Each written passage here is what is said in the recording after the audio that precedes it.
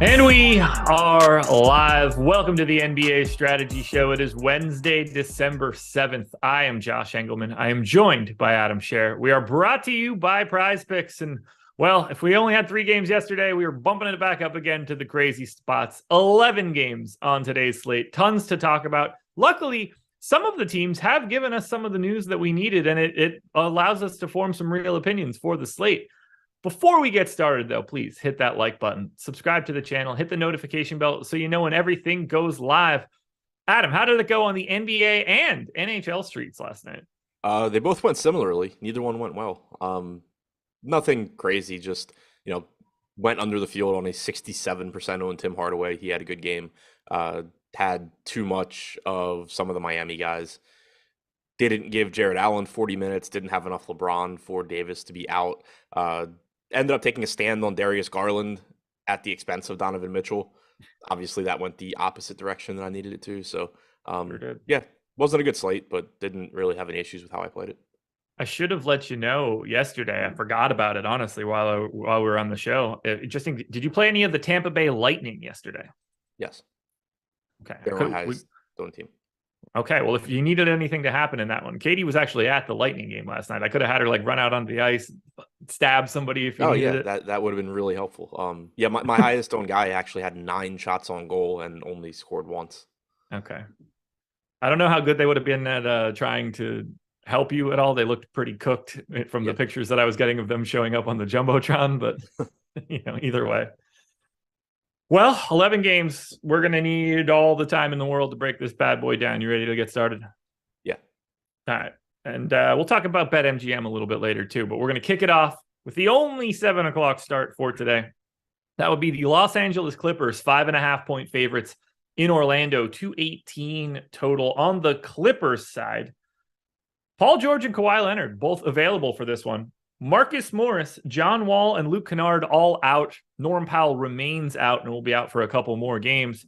As of right now, it doesn't look like we have Jason Preston and Moussa Diabate, but all bets are off by the time we get to the end of today. So on the DraftKings side, there's not really any ownership coming in here. 7% to Reggie Jackson at 5,100, and I think he is probably the best Clipper option. We do need to talk about Kawhi Leonard, though, on FanDuel, who played 28 minutes in his return on Monday. He is 5,800 today on FanDuel, 31% owned, and I think relatively warranted. But do you see anything for the Clippers that you'll want to get to on the DK side? I mean, that's a really good price tag on Kawhi, coming off of a game where he played 28 minutes. The 7,200 on DraftKings is probably still a little bit more expensive than I would want, but that even comes with the caveat that if they did just bump him to 34 minutes, you would probably want him at 7,200. I just am not expecting that to happen, but yeah, I stuck with the 28 minutes again. Yeah, I'll say 28 is where I would go as well. But yeah, that FanDuel price tag looks really good. Outside of that, Paul George at 9K, fine. But the thing you have to keep in mind is, 1, it's an 11-game slate, and 2, we already know that we have teams not playing any of their players. So there's just going to be a ton of really, really good plays that make, a 9K Paul George where you're like, oh yeah, that's kind of interesting, not actually be that interesting. Very true. There's just not much to really talk about on that Clippers side. I find it very difficult to want to try to prioritize anything there. They only have, if those guys aren't up from the G League, they only do have 10 bodies. Here's my assumption for the starting lineup. Let me know what you think. Reggie Jackson, Paul George, Kawhi Leonard, Nick Batum, Ivica Zubac. Does that sound right to you? Probably. Okay. So now they can move. The problem is Kawhi and Paul George can play all of the positions. So anyone. Right. I was saying my guess would actually be Terrence Mann. Okay. But it could be anybody. Yeah. And I don't know if it matters all that much. Yeah, because that's the thing is, previously when we've gotten these games from the Clippers where they're missing a bunch of guys, the guys missing are Paul George and Kawhi Leonard. So the players playing not only get some increased playing time, but the big thing is that they're just doing a lot more when they're on the floor. With George and Kawhi being in, that's not the case. You can say that you're going to get more minutes for Reggie Jackson without John Wall. That's probably true. He's 5,100, so he looks fine. But he's still playing with Paul George and Kawhi Leonard for a lot of those minutes. So he's, the third wheel. So it's not quite as appealing a spot as it was when they would have 10 guys and neither of them were George or Kawhi. Do you have any thoughts on that 30% ownership on Kawhi right now on the FanDuel side? Seems like reasonable, probably a hair high just because he doesn't really have that, or I don't think he has that right tail the Yeah, same that's way what I was that going to say. most Like people it's would. reasonable. It's probably a little high just because if we assume he is playing 28 minutes, then there's only so much you can do in 28 minutes. But at that price tag, I still think it's reasonable. Okay, yeah, we're on the same page there. That's just not the correct price tag. I'm shocked that that's where it is after playing 28 minutes, but lets you know how big the lag is in FanDuel's pricing. Yeah. On the Orlando side, this one's pretty easy to talk about. We're kind of used to these guys now, except we do finally get Mo Bamba back. Jalen Suggs out, Wendell Carter Jr. out, no Gary Harris, no John Isaac, and no Chuma Okeke. John Isaac has been assigned to their G League team, by the way, to start practicing and getting some run in. So has he played since the bubble? I think he came back very, very briefly and then was immediately gone again, but I could be wrong. Yeah, I'll say I just keep forgetting the guy's even in the league. Hasn't played since 2020. So I think you're right, actually. Yeah. I thought for a second, I thought that he came back at the beginning of 2022 for like a week and then hurt his knee again. But the beginning of this season? No, last season. So 2021. No, 2022. What year? NBA seasons are based on the second year of their Okay, calendar. but if you're talking specifically about the beginning of a season, the year was 2021. I said the 2022 season. No, you said the beginning of 2022. Yeah, the 2022 season. The beginning of 2022 was a month ago. That's more words than we need to spill on John Isaac for today, who's not playing. Welcome back, Mo Bamba. Do you assume Mo Bamba is going straight to the starting lineup? Yeah, that's my expectation. 24 minutes? I'd probably go like 26. Okay. I don't know what to do with him. Yeah, I don't know. I mean, you have Mo Wagner now, who clearly was playing a big role as a starter, but the other thing that makes it tricky is that for most of those games that Bamba was starting before, Wagner was not playing. So we don't know exactly how that rotation is going to work. You have Bol that throws a wrench in it as well. So I'm fine, being somewhere in the mid-20s on Bamba. Okay. Not a lot here to like on the Orlando side either, though. No ownership coming into anyone except $5,200 Markelle Fultz on DraftKings. He's $5K on FanDuel, where he's 26% owned. Fultz played 32 minutes on Monday, played a standard starter run. First quarter, second quarter, third quarter, fourth quarter, just exactly what a normal starter plays in 8-minute runs. I still only gave him 30 for today just because it's Orlando and there's a lot of wiggle room for nonsense, but seems like he's just the guy now. Yeah, I think so as well. And I'm with you on the 30 minutes. Maybe we start seeing him play more, but to put it, in context, over the last 10 games or even more than that, Franz Wagner's averaged like 32 minutes per game. I don't think I need to just give Markelle Fultz the same minutes as Franz Wagner at this point. I don't know exactly, how consistent that backcourt rotation is going to be, but, we did get 28, 29 minutes, then we got 32. So I think landing, around that 30-minute mark does make sense. He's been about a fantasy point per minute guy so far this season in his 97 minutes played. Going back to last year, he was even better than that. Granted, last year, clearly he wasn't playing with Banchero, but I expect Fultz to be at least a fantasy point per minute guy playing around 30 minutes at 5,200. So it does look like a good price tag on him. Beyond that, nothing really stands out. Franz Wagner, Paolo Banchero, we know those guys are good. Cole Anthony at 5,400, likely to give you upper 20s in minutes, but at the same time also only played 21 last game. So who knows? You had RJ Hampton close the first half over him. That's not something that you expect to normally happen. The closing lineup in the game was Banchero, Wagner, other Wagner, Fultz, and Ross. There's going to be a lot of times it's Cole Anthony and not Terrence Ross. But on this slate, I don't really care too much to chase the Cole Anthony minutes. No, I think Fultz is really the only guy that I would want to prioritize, and Banchero and Wagner are the only guys that I would be like, okay, those are at least the real NBA players on the team. Yeah, pretty much. All righty. Anything else here for Orlando? Just noticed, so I told you the other day that the day I got second, Banchero was in the winning lineup. Just noticed he played 32 and a half minutes. So, played the fewest minutes I think the dude had played in, 2 weeks and still just smashes. Of course. What else would happen? Right. Charlotte Hornets are 9.5-point dogs in Brooklyn. That is a 221 total. Kind of know this rotation at this point. Ball out, Hayward out, Martin out, Smith out. Terry Rozier is playing 37 minutes a game. He's only 10% owned on DraftKings and 20 on FanDuel, where he's 7,400. Kelly Oubre is playing massive minutes here. He's in the low teens in ownership as well. PJ Washington, Jalen McDaniels, Mason Plumlee getting a small trickle of ownership. I prioritize Rozier and Oubre if I'm going to anything here. Any one of the Charlotte starters seems to work as like a guy that can get into your lineup. Yeah, I view this kind of just like as a good tournament team. On a lot of slates, this would be a team that you're really building around. But again, because we have Golden State coming up, where you're just going to have so many priorities from that team. Here you're getting, like you said, Kelly Oubre leading the way on DraftKings with 10% ownership. Rozier's at 8%, Plumlee at 6%, Washington at 6%, McDaniels at 3%. Any of those guys are fine. They're playing a lot of minutes.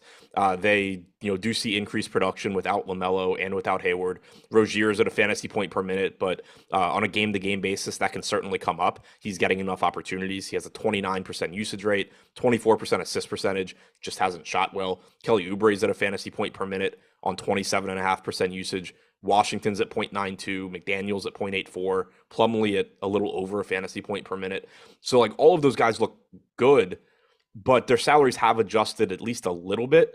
And you just have some plays on other teams where they haven't. So I like using these guys to, mix in as lower owned guys in your tournament lineups. But I don't know that, or I don't really expect that there's one of them that I just start jamming in somewhere. Yeah, the only guy that I'll be jamming in from a FanDuel perspective is going to be Terry Rozier, just because of that $7,400 price tag. Point guard, shooting guard, sort of runs everything. Good matchup against Brooklyn as well. So don't mind getting to him. I think that 20% ownership that he has is about right. Anything else for Charlotte, though? No. Only good thing about these like 11 game slates is like we really don't have to talk about generally speaking, any of like the bench bullshit. Right. Yeah. Like yesterday, we would have just had to spend 5 minutes talking about Nick Richards. Today, and Bryce McGowan's. Right. Yeah. If PJ Washington gets in foul trouble, Kai Jones becomes a thing. Yeah. Like that's just, I like talking about that, but it's way easier to just hand wave it all. Yep. Brooklyn, no Ben Simmons. No Yuta Watanabe. Edmund Sumner is questionable. TJ Warren's not going to be playing back-to-backs. That is not applicable here. Starters played massive minutes on Sunday. They didn't screw around with the rotation at all. That said, this is basically like 5 to 10% ownership across the board on the DK side for all of these guys, upwards of 15% to Nick Claxton. On FanDuel, it's a little bit different. Pricing's a little bit better. Durant gets to 15%. Kyrie gets to 20%. Claxton still pulling some of that ownership. Joe Harris overpriced. Really nice spot here against Charlotte. I kind of like getting to a couple of these Brooklyn guys, and they're not really pulling all that much ownership, but give me Kyrie once again. Yeah, I was going to say that's the first thing that I see is I'll probably just be going back to Kyrie. 5 games now without Simmons and with Durant, 38.5 minutes per game, 27% usage rate, 23% assist percentage. He's only averaged about a fantasy point per minute, but he has, I believe, shot poorly. I don't have the true shooting number there, but yeah, 51.7% in those 5 games. So I still like getting to Kyrie. Again, there's just other priorities on this slate, but I think the 8% ownership is very reasonable there. O'Neal's going to play a lot of minutes if you need him. He did lose small forward eligibility, so he's a little bit more difficult to get to.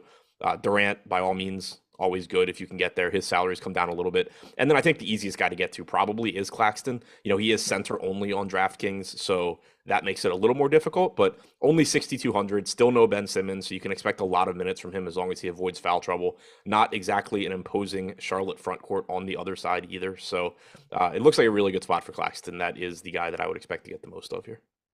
Yeah, you and me both. Actually, I can't say you and me both. Kyrie's 8K on FanDuel, so I have a bit more Kyrie than Claxton, but I am still getting to quite a bit of Claxton on the FanDuel side. 8K is just going to work for me against Charlotte when he's playing 40 minutes a game at this point. I went 37 to Durant, Irving, and O'Neal. Kind of want to go to 38, but that feels like a little bit too aggressive for what I'm trying to do, but they're playing the minutes. I got to sneeze. Whoo, almost didn't make it. Oh, man, that one just came out of nowhere. I wasn't ready for it. All of a sudden, just kablamo like a shotgun. It was good stuff. Yeah, I don't think the Edmund Sumner news matters. What are you making of Seth Curry's minutes as of late? I kind of just view him as somebody that if Joe Harris isn't playing well, you can get more minutes from Curry, but clearly they've been prioritizing Harris. Last game, you only got 14 and a half minutes from Curry. You got 36 from Harris. Yeah. Yeah, it's really tough to want to get to him at this point. If I'm another team, I'm trying to pry him free. I don't understand why he doesn't just play more there, but yeah, I don't know. Seems like you could get those minutes out there for him, but like, can you get him back to Philly? right. Do you think TJ Warren can play enough to matter? Probably not. We got 18 minutes last game. He's 4,800 on DraftKings. 3,700 on FanDuel is where it starts to get like a little interesting. Yeah. They're going to baby him for not having played for 2 years. Right. Like he's sort of the Oladipo play on FanDuel, except for there's 11 games instead of 3. Yeah, that's a good point. I got nothing else for Brooklyn. Me neither. Alrighty, folks, schedule for the rest of the day. Pretty simple. Coming up after this one, NFL Strategy Show Ownership Edition. They'll break down the first run of ownership for this coming week. You'll get the NHL Strategy Show at 2 p.m. Adam will be back for the deeper dive at 4:45, and then I will be back for Live Before Lock at 6 o'clock. Myself and Eric take you all the way up until 7, and then a little bit more. We'll hang out here until 7:30. So make sure you're hanging out with us. If you want to check out what we have for NBA content, there's a link in the description. If you're new to Stokastic, if you've never signed up with us before, click that link in the description and head on over. Sign up. You get a three-day trial for free. That's projections, ownership, our boom bust tool, our lineup generator. Does not include Fantasy Cruncher, but everything that we have behind the paywall for the NBA, you can check it out for 3 days. It'll be today, tomorrow, Friday. Seems like a pretty good gig as far as I'm concerned. So go check it out if you're interested. The Atlanta Hawks are 2-point underdogs in New York, 232 total. For Atlanta, this one's pretty cut and dry. No DeAndre Hunter, no John Collins, no Trent Forrest. On the Basketball Reference depth chart, which is where I normally just go to try to track everything that I need to say for you, Bogdan Bogdanovic has a note listed next to him, and the note says note. So I don't really know what to do with that information, but the note is probably that he said he's going to play 22 to 23 minutes for the next couple of games and then bump up to 26. Okay. Yeah. Normally like that information gets attached. Yeah. It didn't. It's just his note. So I'm a little surprised to see the ownership here, but I guess prices are starting to climb. These guys look a little bit better on FanDuel. Clint Capella is 18% owned on FanDuel at 6,200. I think that looks really good once again. But this is all just single-digit stuff for Atlanta. You get Trey at 10,100, heading into New York, a place that he does like to play. How do you want to handle the Hawks here? Are these guys just appropriately priced now? I think so for the most part. But I am a little surprised that there's not maybe a little bit more ownership coming in. Again, it probably just has to do in large part with Golden State. Like Jalen Johnson, 4,100, coming off of another game where he played close to 30 minutes. Not a great point per minute guy in general. Certainly not a great point per minute guy when he's sharing the floor with Trae Young. But 4,100 for 30 minutes of him is a pretty good value. It's just that there's going to be better ones that, knock down our interest level in him. Trae Young is up over 10K now. Certainly fine, but getting a little bit more expensive. DeJounte Murray is pretty much always a high upside tournament play that isn't going to get there very often. The spot that I think is really interesting is the 6% ownership coming into Capella at 6,700. Even just from teams we've talked about already, I think you get to Nicholas Claxton first. He's $500 less. They're similar point per minute guys. Claxton probably projects for a couple more minutes than Capella, but I don't think he should be getting 2 to 3x the ownership. I think that on a game-to-game basis, you're just going to have those guys sort of pretty evenly, one beats the other. So I think that's an interesting spot to pay attention to. But overall, this is just another team where, Capella, Johnson, Young, Murray, there's guys that are good tournament plays because they're not exactly overpriced. They're not really underpriced, though. And on today's slate, not being underpriced means that you're not a priority. I don't have anything else to add. Capella at 6,200, very different play than he is on DraftKings. Just very easy to get to. I think the 18% ownership is totally warranted. He's cheaper than Nick Claxton on the FanDuel side. Claxton 6,600. So I actually think Capella is easier to get to there. Ownership relationship is basically just salary based between the two. Claxton's a little bit less owned, and I think that makes sense. I like both guys. The Knicks. Good God, this team. So everybody's available for the Knicks. Derrick Rose is off the injury report. Cam Reddish now gets the DNP CD this past Sunday. We saw Quentin Grimes play 40.5 minutes on Sunday. That's always fun. Lots of ownership coming to the Knicks. Randall at 15%, Jalen Brunson at 20%, RJ Barrett at 15%. Quentin Grimes only at 8.5%, which I think is actually the biggest mistake of anything that I'm looking at. 24% to Mitchell Robinson at 4,900, 12% going to Quickly. They don't have the same prices as they do. They don't have the same prices on FanDuel as they do on DraftKings. On DK, these guys are looking pretty good salary-wise. How do you feel about all this ownership coming to the Knicks? It seems like a lot for a team that's healthy. Like, I get that they're cheap, but is $7,200 for Jalen Brunson? Like, it's cheap. It's a good play. Is that really worthy of being 20% owned on an 11-game slate where there's shorthanded teams? Same goes for Julius Randle at $7,700. I think that's too cheap of a price tag. I think he's probably playing 33, 34 minutes on average. I don't think he should be getting 20% ownership. Same goes to Barrett. Same goes to Quickly. Mitchell Robinson at 4,900. He's averaging 29.5 minutes per game over his last 5. That's good. Clearly the ceiling is there. He projects really well. He's getting, I actually think the 17% ownership coming to Robinson is probably easier for me to explain than the 20% going to Brunson or Randall. But like they look like good plays, but these are the types of plays on a slate like this. Hey, click refresh on ownership. 14 for Randall, 14 for Brunson, 8 for Barrett, 15 for Mitchell Robinson. The New York Knicks now look right. Yeah. Okay. That's starting to look better. Yeah. Now it all went to FanDuel. Did I paste this in correctly? What'd you say? I think I might have actually just pasted that backwards for FanDuel and DraftKings, and it's still also awful. I did. I looked down and FanDuel was jacked to the gills. Oh, yeah. So we actually just got more. We got Robinson up to 23%. It's Brunson at 20, Randall at 15 or 16, Barrett at 14, Quickly at 12, Grimes at 8. Look, I get it. I think that they are good plays.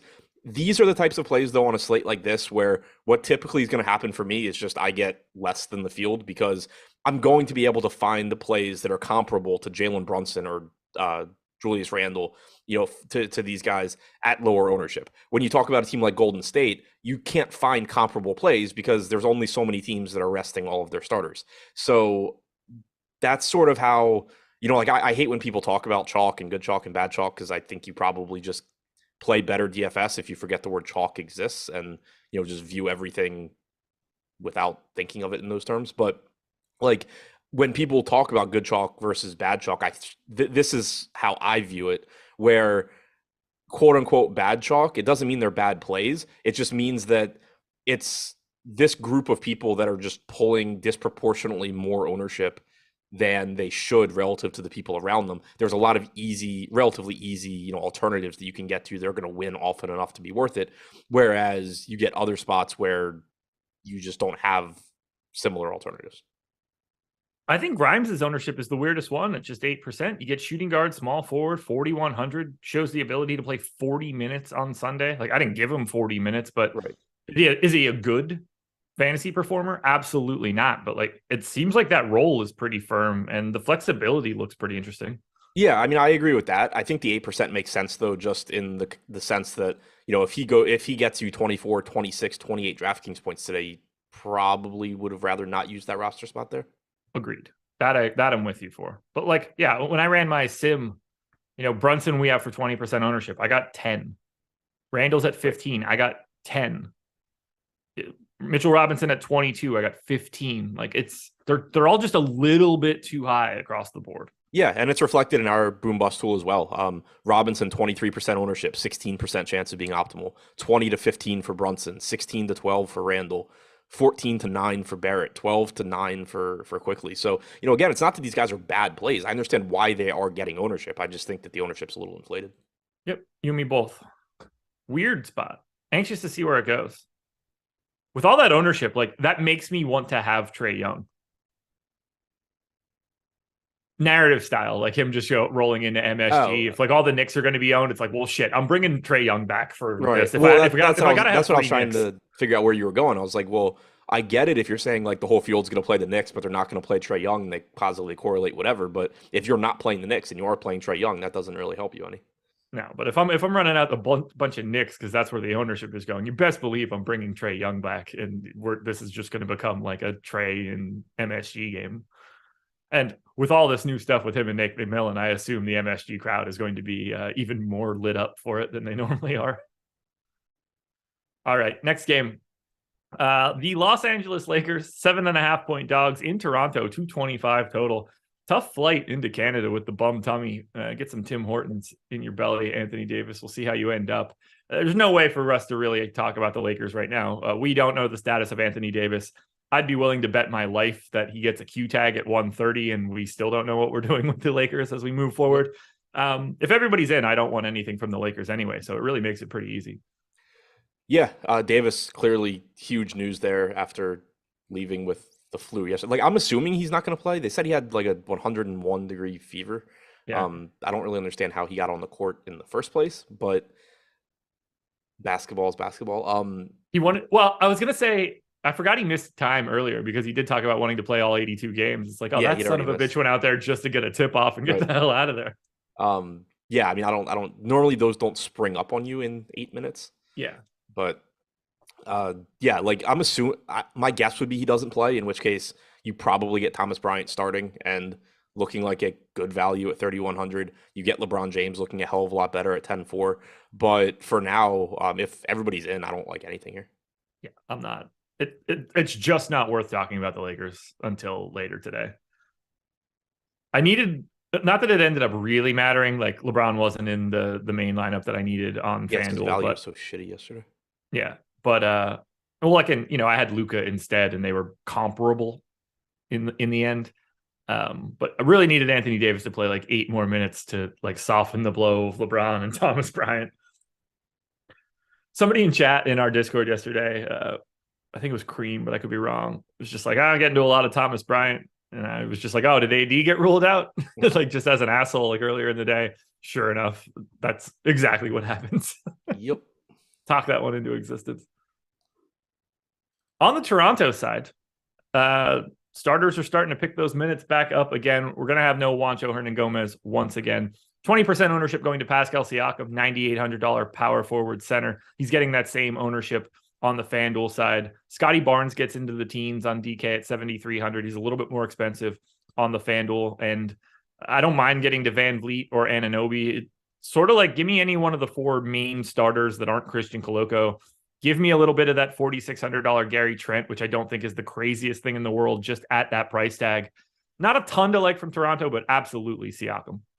Yeah, I really like Siakam. Still has the power forward eligibility on DraftKings at 9,800. We got some more playing time from him last game against Boston. He got up to 38, almost 39 minutes. So that was good to see. We had sort of been waiting for that since he came back from injury. Makes him look good at 9,800. Van Vliet played 38 minutes in that one. He's only 7,100. He's an example of someone where, like, I think Jalen Brunson is the better play. I don't think Jalen Brunson should be getting 2.5 times the ownership of Fred Van Vliet. They are pretty close. And so I think, Van Vliet's a good pivot there among many. Anunoby and Barnes both look fine as well.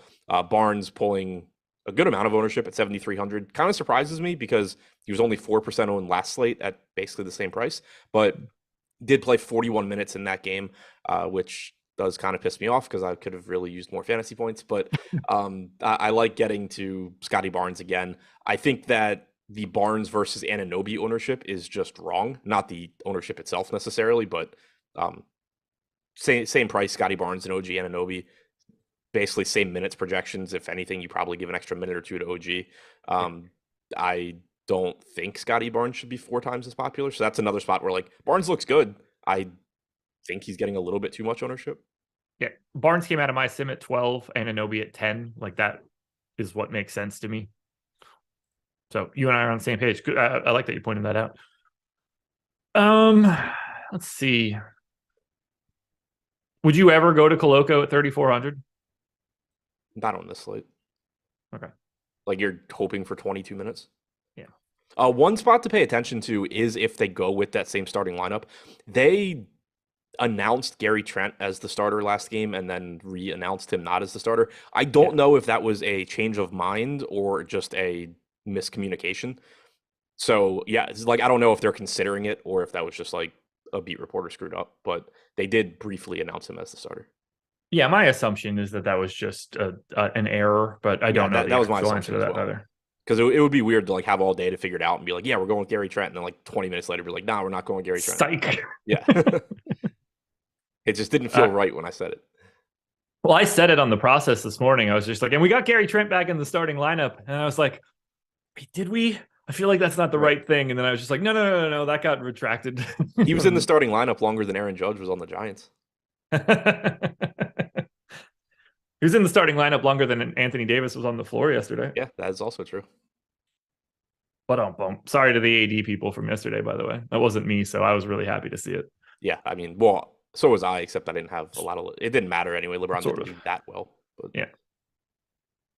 Your Washington Wizards are 5.5-point underdogs in Chicago, 225 total. This is one we got to talk about because no Rui Hachimura, no DeLon Wright, and for the next couple games, no Bradley Beal. That is pretty big information here for the Wizards. We've got Kyle Kuzma, 17% owned on DraftKings at 8,100, 30% owned on FanDuel where he's 7,500. Kristaps Porzingis is 13% owned on DraftKings, 9,200 center only. 27% owned on FanDuel, cheaper with the power forward eligibility. We get Monty Morris and Denny Avdia and Jordan Goodwin on FanDuel, all into the teens. Where are you looking for the Wizards now without Bradley Beal? Yeah, I mean, it opens up a lot of usage. Kristaps Porzingis clearly is going to look better. Kyle Kuzma is going to look better. So I think, those two are where I would start. $9,200 price tag on Porzingis, $8,100 on Kuzma. Those both are going to look pretty good. Monte Morris at $5,100. The minutes should be there. Like he should play a little bit more, but he's still not a very good fantasy producer. And I don't think Beal being out is going to change that all that much. So I think he's going a little bit over owned at 14%. Avdia at 4,800. I get it. Like he's getting 12% ownership. It solidifies his minutes. He does a lot of things relatively well when he's on the floor. So there's multiple ways for him to produce fantasy points. Kind of surprised he's getting 12% ownership on this particular slate. But if he just sort of fits in as the last guy, that's fine. But the ones that I really want to get to are Porzingis and Kuzma. Yeah, you and me both there.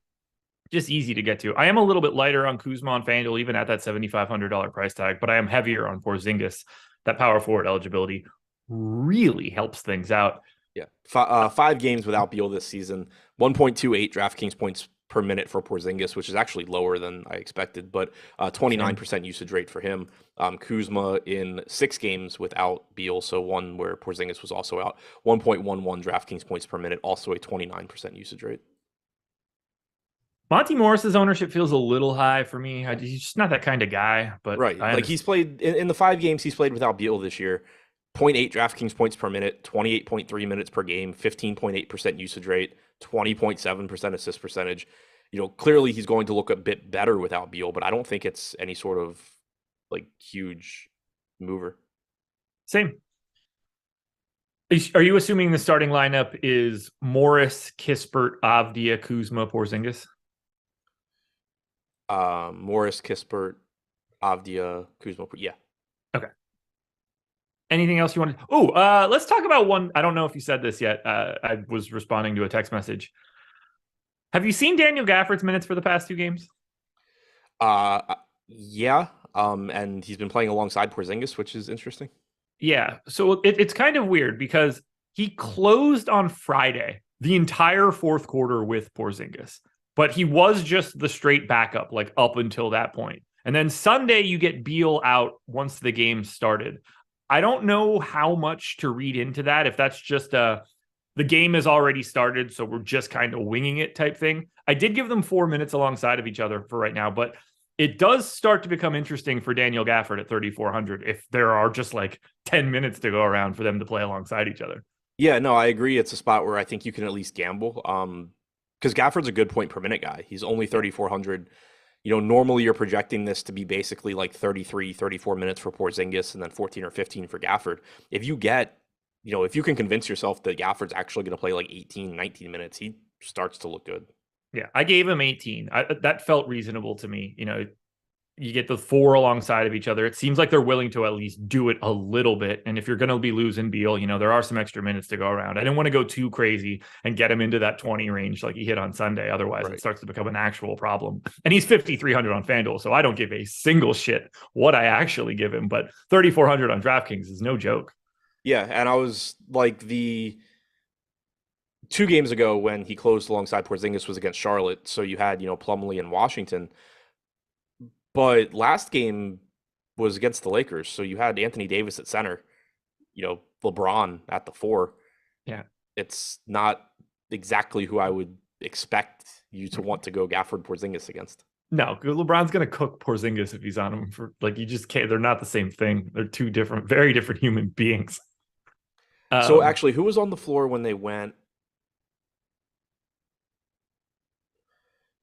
When they brought Gafford in for Avdia alongside Porzingis, yeah, it was the same. Yeah, and then LeBron subbed out, but I mean, they didn't go. It's not like they ever go to 2 bigs, really. They did briefly go to the Anthony Davis, Thomas Bryant lineup at that point, but it seems in those 2 previous games, at least, I don't think Washington was doing it for matchup reasons. I think they were doing it more for we're just throwing shit at the wall and we'll see how this works reasons. I agree. When I opened it up, I was like, oh shit, I had like a weird import. And then I opened up Popcorn Machine and saw that Porzingis and Gafford closed the fourth quarter together in full. And I was like, I don't even know where to begin here. Of all the things that I thought I could have seen, like that wasn't it. Yep. I thought Gafford was more likely to leave the rotation. Anyway, then we go to the Chicago Bulls, who were a little tricky today. Q tag on Alex Caruso, which is very important, oddly enough. And then Javonte Green is doubtful. I like some of the pricing here. I kind of like this team a little bit more than the ownership is showing, but it's 10% to DeMar, 10% to Levine, 15 to Vooch at 7,200, which is probably the guy that I actually like the most. Similar ownership coming in on the FanDuel side. I assume we're going to get Patrick Williams in for 30 minutes. He's a viable point per dollar sub 4K guy. What are you doing here with the Bulls? I think they look pretty good. It's another team where I don't think they're true priorities in the context of the slate, but I think that they're a good team for tournaments. 7,200 for Vooch looks good to me. Levine at 7,600 looks good. I like those 2 guys quite a bit. DeRozan I think is a little bit more difficult to get to at 8,300, but still a 1.1 fantasy point per minute guy that should play around 35 minutes. Caruso is cheap at 3,500. I don't really know how he got that cheap. Not that he's like ever somebody I really want to roster, but that's a really cheap price tag for Alex Caruso right now. So it's just another team where basically all 5 of the starters are good. Yeah, we're on the same page there. On the off chance that Caruso is out, he does have a sprained ankle. Where's the bump going? Because you've got Dosunmu at 3,600, Kobe White at the flat 3K, Dragic at 3,100. Does one of those guys, can you take a gamble on one of those guys, or does it become too difficult and you have to pick between the 3? Well, whoever's starting would give you a clue. My assumption is they would move Dosunmu back into the starting lineup, and he would be the one that I'm most inclined to go to. But if they say Kobe White starting or Goran Dragic is starting, then I would go them instead. Okay. That's fair. I guess in hindsight, dumb question. Well, I mean, up until 2 games ago, Caruso wasn't starting, so. Also true. Anything else for Chicago? I don't think so. They once again didn't give Andre Drummond all of the backup center minutes last game. Yeah. And now with Javonte Green out, I think you're just going to get 14 minutes out of Derek Jones in some way, or potentially even a little bit more. It's another one of those days where there's a never-ending supply of centers. Think about all of the dudes that we've already mentioned that play center. Yeah, and we've already mentioned potentially Thomas Bryant at 3,100. We've already mentioned Gafford. And there were guys that we didn't even talk about. We didn't really talk about Ivica Zubac, but he's a functionally priced guy playing with a couple dudes out. Mason Plumlee, another guy that could very easily be a guy that has a solid game against Brooklyn. Claxton, all the Knicks dudes, Atlanta, Capella. It's every single team's got one of these dudes. It's $500 underpriced. They do probably give Drummond the backup minutes here against Gafford, though, right? I don't know. Probably. I mean, the games where they haven't recently, they didn't do it against Metu, which, whatever. They didn't do it against Golden State, where I didn't expect them to. And then they didn't do it against OKC a while ago when OKC just wasn't playing a center. Yeah, I mean, I think like, I don't know. Look, if Vooch is playing 34 minutes, it's probably a moot point anyway. Yeah, it doesn't really matter. It's more just I'm trying to think it through like for my projections because if I give Drummond 14 minutes or 15 minutes, he might show up a little bit. If I give him 6, he clearly is not. Yeah. Even at 14, he's going to show up behind the center, the other backup center in this game. True. He's got to beat Gafford first. Anything else for Chicago? No.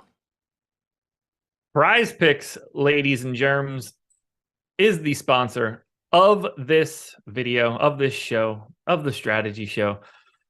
If you're interested in getting up to $100 on your first deposit, I've got a link for you. You can click the link in the description, make a deposit, and they'll match it up to $100. So if you only have $50, that's okay. You'll put 50 in, they'll match with 50. But if you can get the 100 in, take the $100 match. You pick player props, over-unders. Put together 5 on one card, you'll net at the 10x your entry fee. Put together 6, you'll get 25x. My recommendation, don't do the 6, do the 5. It's going to be the best option for you if you're a winning player.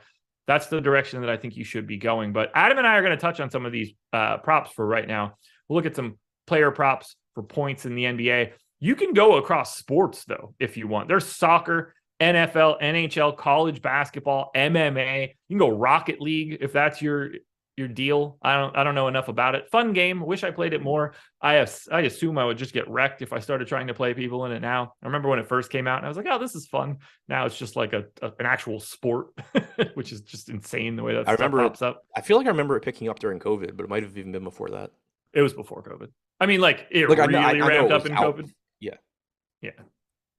COVID souped up a lot of things. Yeah, it did. A lot of time going around. Alrighty. Player props for today. Kyrie Irving. That feels like one you and I should talk about. Over under 24.5 real points. I like the over. I assume I like the over. I didn't get there yet. Yeah, I got it at 25.8, so I will take the over there. Let's stay in that same game. Kevin Durant, 28.5. Over. Likewise, I got him at 30.5. It's always nice when you get to face Charlotte. We'll go to my boy, Terry Rozier, so I can calibrate myself. Over under 21.5. Slight over. Likewise. Who else would be fun? Trae Young heading into the Garden against the Knicks. Over under 26.5. Oh, wow. Way over. Yeah. I actually might start putting together a Prize Picks 5-man thing for today just because of that Trae Young 26.5 point line.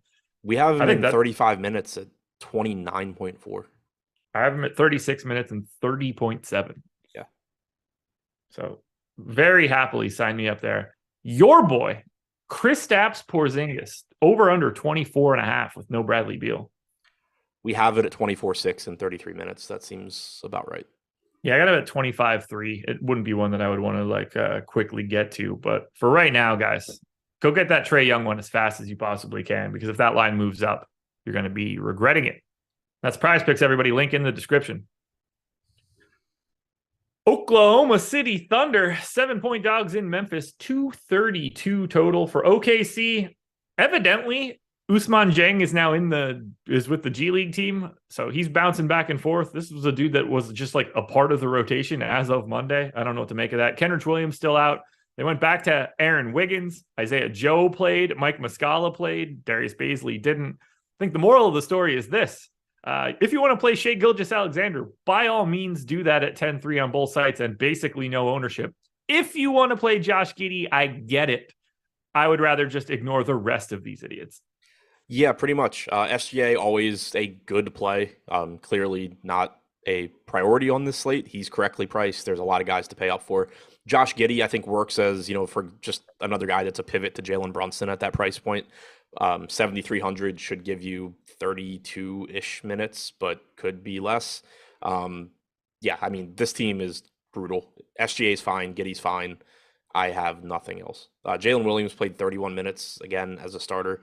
He's 4,400. I don't think you need it on this slate. I think Robinson Earl at 4,200 is like an okay play.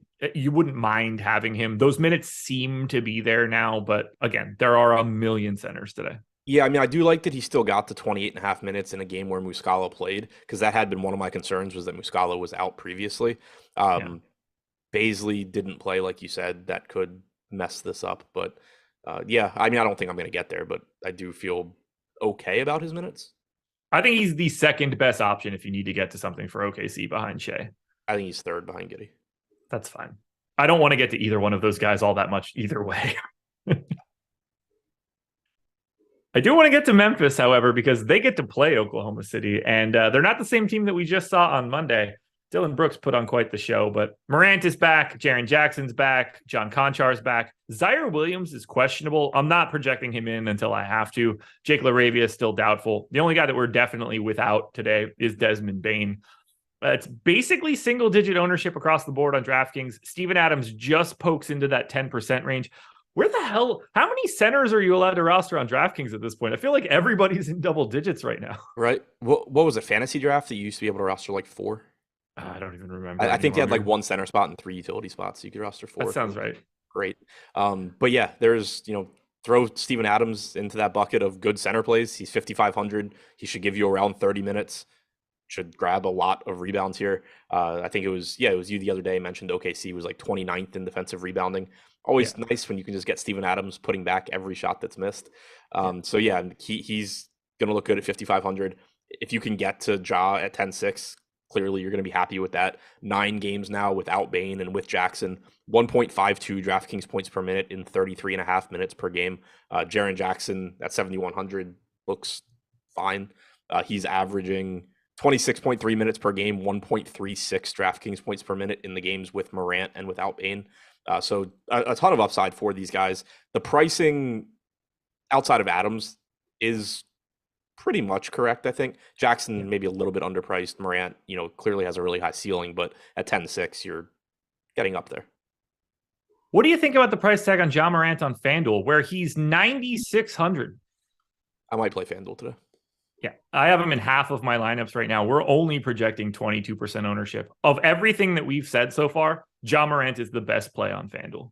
Yeah, and this is actually an example of why, if you have the time, if you have the means, whatever, you should play multiple sites, because it's going to just naturally allow you to diversify more. God, that was hard to say. Like, just talking through this on DraftKings, I really want to get to Ja Morant. I'm also aware that either I'm not going to get that much of him, or it's going to mean that I'm not getting Trae Young and I'm not getting SGA and I'm not getting all these other good plays. Whereas if you are able to just play multiple sites, you don't really have to worry about it. It'll just be like, oh, well, I don't really have Ja there. I have a bunch of Ja there. If Ja ends up being the guy you have to win tournaments, I'll have a bunch of lineups on FanDuel. Yeah, he looks, that 9,600 is stupid price against Oklahoma City. I love it. I'm 2x the field now. I hope that 22% holds. That will make everything better for me. Anything else for Memphis? Nope. The Sacramento Kings are 6.5-point dogs in Milwaukee, 235 total. Q tag on Terrence Davis, probably not all that relevant for today. The highest owned guy on Sacramento on DraftKings is 3% owned Kevin Huerter. On FanDuel, it's 5% owned Sabonis. This team looks pretty actively awful. Yeah, I do sort of like the $8,600 price tag on Fox, but there's a bunch of really good guard plays also, and clearly it's a tough matchup against Milwaukee. He does just seem a little bit underpriced. If you want to get to Sabonis at 1/6 the ownership of Porzingis, that's a perfectly reasonable pivot as well, but I think Porzingis is going to be the one that you get to first. Overall, though, there's not a lot I like here, outside of just, De'Aaron Fox and Domantas Sabonis are both really, really, really good.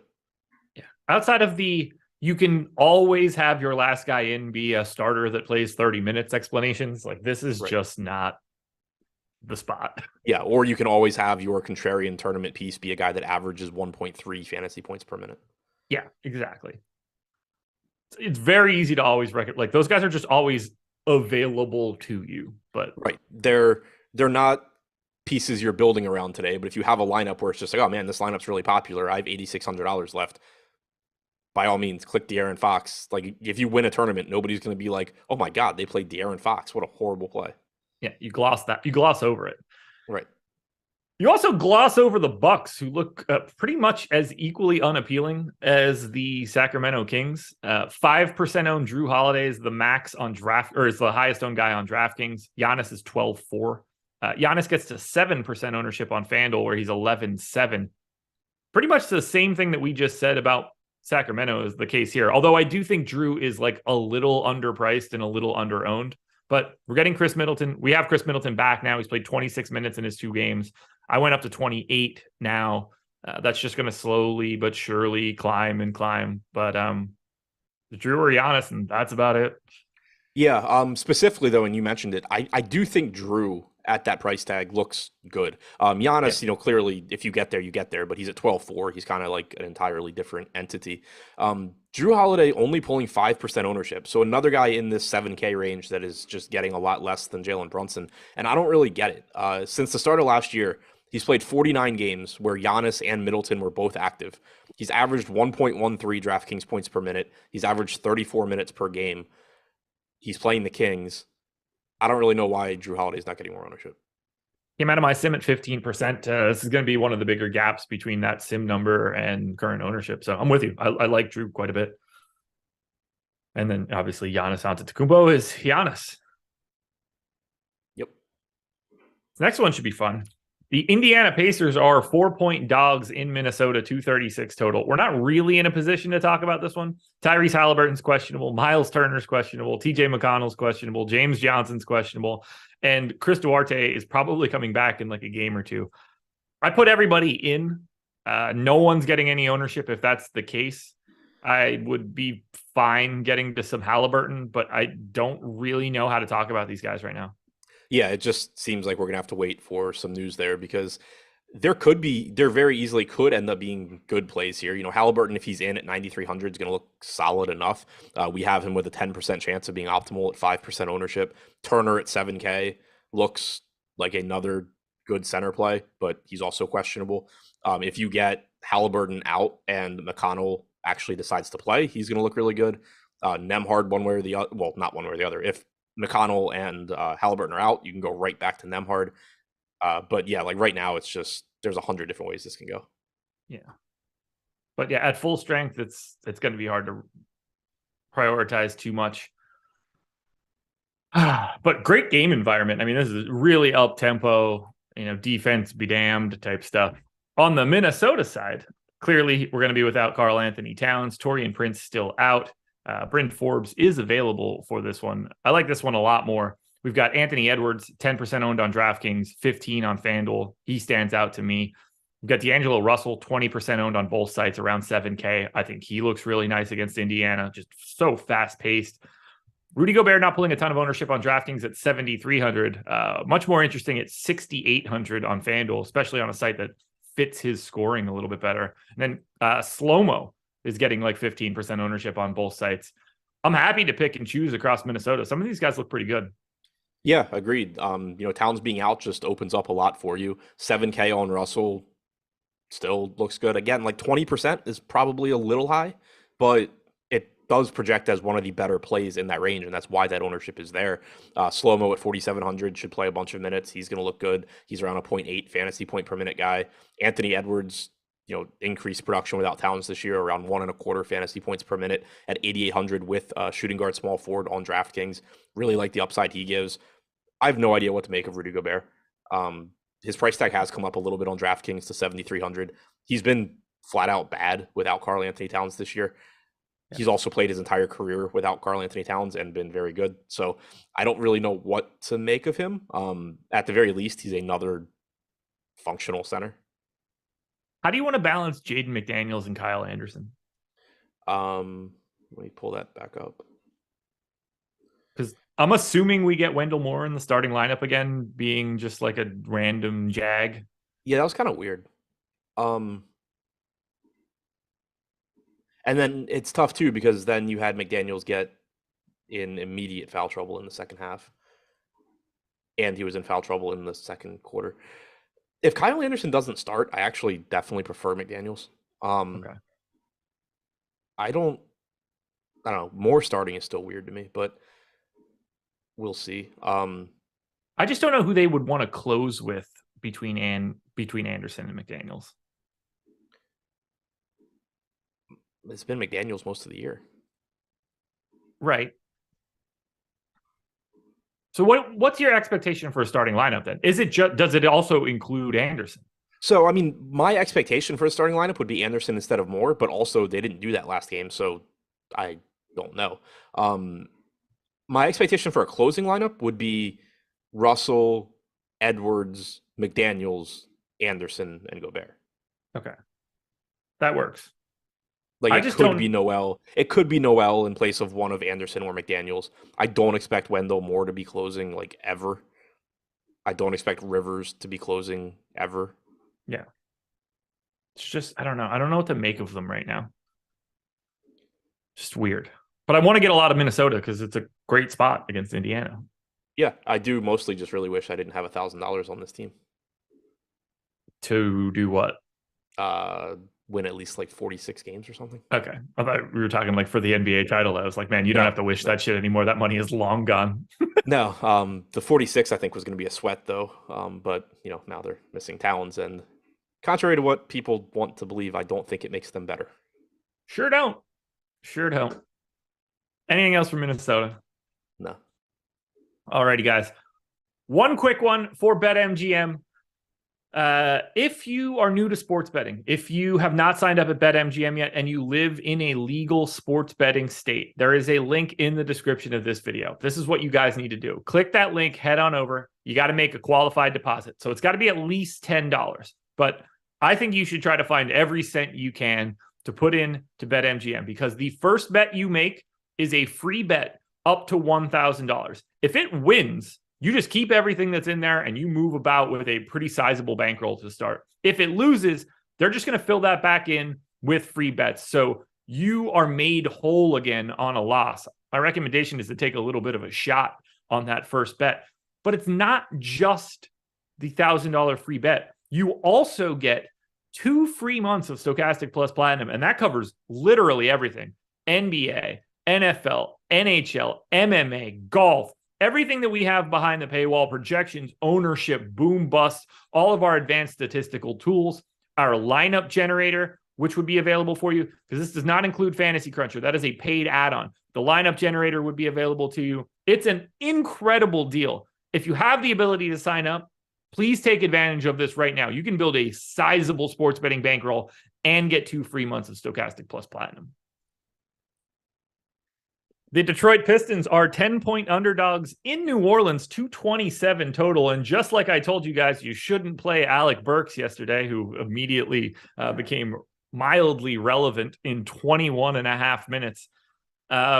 I'm just projecting the same rotation for the Pistons today, even on the back-to-back. The highest owned guy on the Pistons on DraftKings is 1.1% owned, whoever you want to pick. And on FanDuel, it's 1.3% owned Bojan Bogdanovic. Is this the shittiest team you can get to today? Yeah, I think so. Bogdanovic, again, great game yesterday after starting out slow. 6,600, sure, fine. He's been really, really good without Cade Cunningham. But also, there's a lot of really good plays on this slate. And this is not a very appealing spot. It really isn't. And their rotation Bogdanovic is typically the guy I get to from this team, though. Still 5,700 on FanDuel. Like, I like that. And he's still not getting ownership, if you need any reference here. They're big dogs. This stinks. Should we be looking to like the guys that will play in a blowout? Like, should Jalen Duren at 3,400 just be more interesting today? No, I mean, I think it's factored in. Like, if you're the Pistons aren't a particularly good team. If you look at Jalen Duren's average playing time, it's accounting for times they get blown out. I agree. Just putting that out there for the people that would ask that sort of question. Don't play these guys.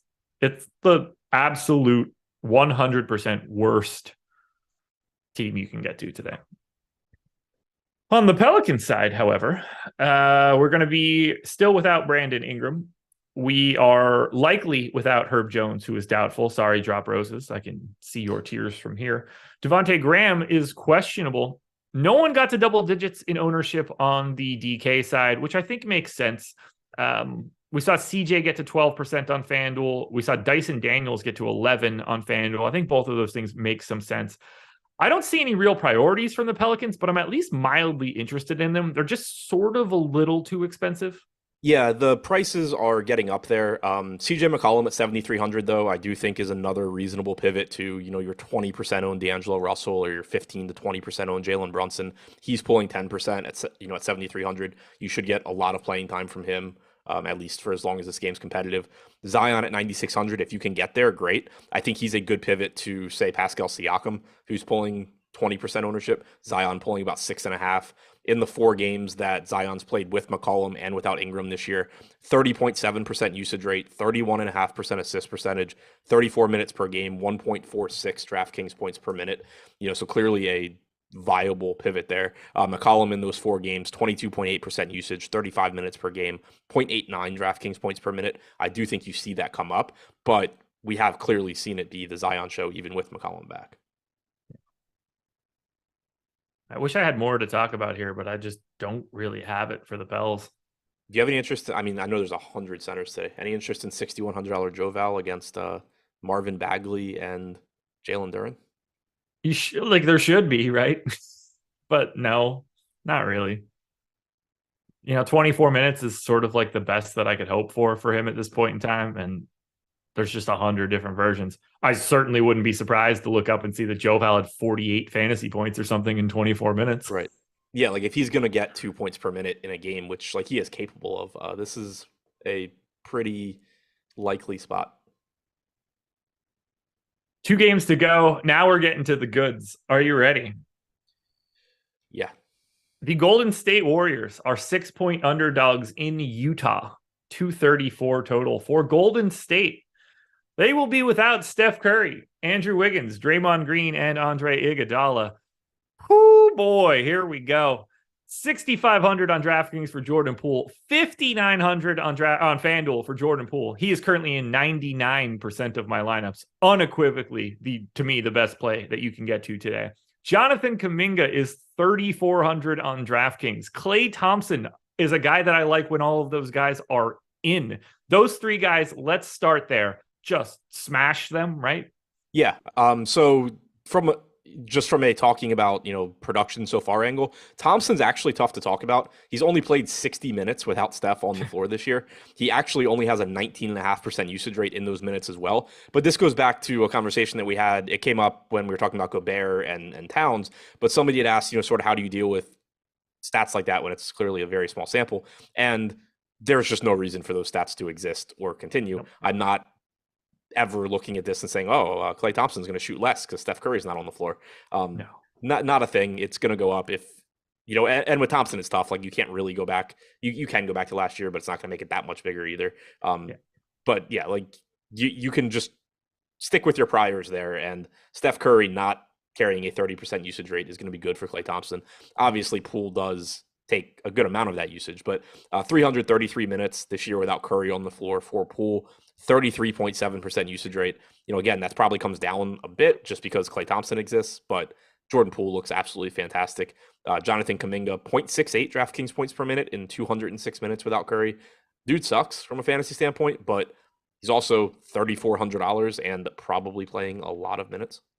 I gave him 28 to try and be as pessimistic as possible, and he still, I think, was the second guy in my contenders video behind Poole. Like, just get it out there right now. He could play upwards of 32, 34 if this one's competitive, and there's no reason that it can't be. He's going to be in everything no matter what. It doesn't matter. He started 2 games this year, and he's averaged 38.5 minutes per game, but you can't really just go by those because Golden State, has played without a lot of people in some of those games. But yeah, I'm with you. Like somewhere around 28 minutes, I think is a good projection. He certainly can play more. Yeah. Like he's 4K on FanDuel, small forward only, which is hilarious. He's already in 88% of the things that I'm doing. It's just Jam City. Clay's only 34% owned on FanDuel. I hope that holds. I've got twice as much there. Those 3 guys, absolute no-brainers for today. Just simple to me. So assuming Kuminga starts. If Kuminga doesn't start, then he's playable, but much, much riskier. Oh my God. Oh yeah. Like, well, that's, if he's not starting, that 60% ownership like cuts in half immediately at the very least. Right. Yeah. I just wanted to clarify, like, yeah, it is Steve Kerr. I mean, there are ways this can go. You start Poole, Klay, Looney with, DiVincenzo Lamb, Moody Lamb. You're going to get two. Anybody. You're basically getting two of DiVincenzo, Kuminga, Lamb, Moody starting. Yes, agreed. By the way, James Wiseman back with the team as well. So I think he's going to get some run today for sure. Would be weird if he didn't. Yeah, 4,500 for Looney, power forward center on FanDuel, also pretty appealing. I think Anthony Lamb is the fifth starter in this. I was going Poole, Thompson, Kuminga, Lamb, Looney. 3,300 for Lamb. Not a great per minute dude, but obviously just another good value option that you can get to from this team with a lot of upside just from a minutes and usage perspective. How many minutes do you think Wiseman plays? Because he's 3K on DraftKings. I gave him 14. So my initial thought just was 16. Yeah. Something in that range. Whatever he was playing before, probably. Bench? No, like when he was still playing as like a little bit of a backup. I think he was, it varied by game, but you were typically getting like 14 to 16, I think. But yeah, just Poole, Thompson, Kuminga, assuming all three of those, assuming Kuminga is starting, those dudes are in so much of what I'm doing today. Yeah. 0.72 DraftKings points per minute overall for Kuminga this year. 0.79 for Lamb. DiVincenzo's at 0.8. Moody's at 0.64. Anything else for Golden State? Okay, so I'm with you on liking Kuminga. Why is Kuminga getting 6 times the ownership of Lamb for $100 more? I have him projected better, which probably is up for debate, I guess. I think that's a reasonable question. So do we. We have him projected better by 12 points. I also gave Lamb 2 less minutes as well. Okay. That's kind of the thing is, if you're going to just say Kuminga starts and plays 36 minutes and Lamb starts and plays 24, then sure, you should get that sort of gap. But I don't know that's super likely. I don't know that has to happen. Oh, this is absolutely the Eric Lindquist, Jonathan Kuminga, 62% owned, Anthony Lamb, 9% owned tweet. You fire that up in the drafts now and get it ready for 9 o'clock tonight. I 100% agree with you. That gap is not correct. I had it more like 2.5 to 1 for Kuminga and not 6 to 1. Seems more reasonable to me. But again, it kind of just comes back to like how you're going to project it, because we have Kuminga in for 34.5 minutes. We have Lamb in for 26. So we have Kuminga projected 12 points better. Yeah, it's right then. Right. And in that case, he should be a million times more popular than Lamb. But based on just the way Kerr has run rotations this year and the fact he does seem to like Anthony Lamb, Lamb was ahead of Kuminga in the first half rotation last game. I don't think you're just guaranteed to get like a 10-minute gap between those guys, and they are very similar point per minute guys. Weighted for recency, Kuminga's averaging about 19 and a half minutes a game, with everybody in and whatever. Lamb's at 18-1. These guys are separated by like a minute and a half generally. To make that be like 8 or 9 is nuts. Yeah, I just don't know how, can it happen? Sure. I don't know how the average expectation here is that Kuminga just dominates minutes over Anthony Lamb. Well, like I said, I gave him 2 more. If you want to tell me that it's 4, I can get it just because Kuminga's got a pedigree that Anthony Lamb doesn't have, but I wouldn't be going too much more than that. And I think this makes Anthony Lamb a very, very, very interesting GPP play if this sort of ownership display holds. Fucking Warriors, man. All right, we got to keep it moving. Utah Jazz have complicated matters by the fact that Mike Conley is questionable for today. Very hard to talk about the rest of Utah because that has a major trickle-down effect. And these guys' prices are all up because Conley has been out for a while. I don't find any of them all that interesting, except Jordan Clarkson is 6,100 on FanDuel. Whether Conley is in or not, that price just looks good to me, and he's 15% owned. If Mike Conley is back, do you find yourself getting to too much from Utah? I think I'm really curious to see what the rotations look like. I still think Lauri Markkanen looks good. 8,200, small forward, power forward. He's averaged 1.2 DraftKings points per minute in the games he's played with Conley this year. He's averaged 32.5 minutes per game in those games. In the games without Conley, he's actually only averaged 1.1 DraftKings points per minute. I'm not worried about that. He's averaged 36.3 minutes per game, though. I don't know if Mike Conley's absence is why they just condensed their rotation. I don't think it is. I'd seen somebody say it in chat the other day, and I completely agreed. I think it's more likely that Utah was playing these like shitty rotations at the beginning of the year, and they kept winning games, and they decided to just actually play their better players more and give them actual starters minutes. So I don't think Conley coming back means that you just go from 36 to 32 minutes from Markkanen. I don't think it hurts his production. It is a very appealing spot. I like getting the Markkanen here at 8,200.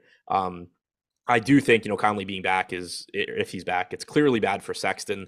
It probably takes a couple of minutes away from Jordan Clarkson, just because I would expect that you're getting Sexton to play the backup minutes to Conley and then also play some minutes at the 2, just sort of pulling Clarkson back probably from like 36 to 33, 34. But yeah, Markkanen I think still looks good to me. Olynyk at 5,900, he's a center, so again, there's a lot of them. But he's been playing more minutes as well, and I don't think that's impacted by Conley. I think, again, that's just a rotation change. So I think he's interesting too. We'll have more details on that if we get some more info on Conley. We got to close this one out quickly before we turn it over to the NFL strategy show. Boston, 1.5-point favorites in Phoenix, 231 total. We don't have a lot here. Everybody that's normally available for Boston there's no ownership coming into Boston. It's like 5% to Brown, 5% to Tatum.